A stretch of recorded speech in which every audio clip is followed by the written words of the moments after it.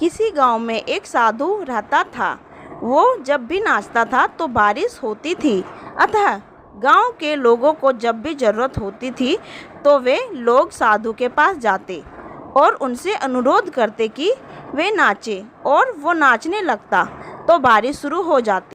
कुछ दिनों बाद 4 लड़के शहर से गांव में आए। जब उन्हें ये बात मालूम हुई कि किसी साधु के नाचने से बारिश होती है तो उन्हें यकीन नहीं हुआ।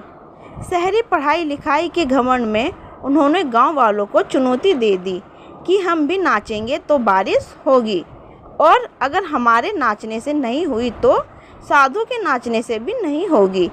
फिर क्या था, अगले दिन सुबह सुबह गांव वाले उन लड़कों को लेकर साधु की कुटिया पर पहुँचे। साधु को सारी बात बताई गई। फिर लड़कों ने नाचना शुरू किया।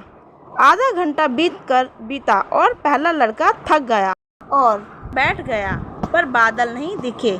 कुछ देर में दूसरे ने भी यही किया और 1 घंटा बीतते बीतते बाकी दोनों लड़के भी थककर बैठ गए, पर बारिश नहीं हुई। अब साधु की बारी थी। उसने नाचना शुरू किया। 1 घंटा बीता, बारिश नहीं हुई। साधु नाचता रहा। 2 घंटा बीता, पर बारिश नहीं हुई। पर साधु रुकने का नाम नहीं ले रहा था। धीरे धीरे शाम ढलने लगी थी। तभी बादलों की गड़गड़ाहट सुनाई दी और जोरों से बारिश होने लगी।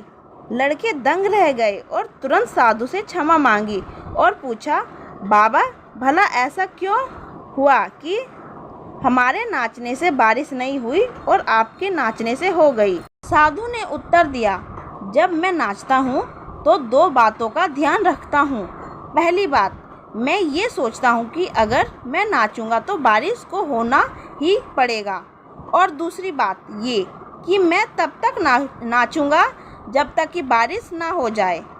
सफलता पाने वालों में यही गुण विद्यमान होता है। वो जिस कार्य को करते हैं उसमें उन्हें सफल होने का पूरा यकीन होता है, और वे तब तक उस कार्य को करते हैं जब तक उसमें सफलता ना हो जाए। इसीलिए यदि हमें सफलता हासिल करनी है तो उस साधु की तरह ही अपने लक्ष्य को प्राप्त करना होगा।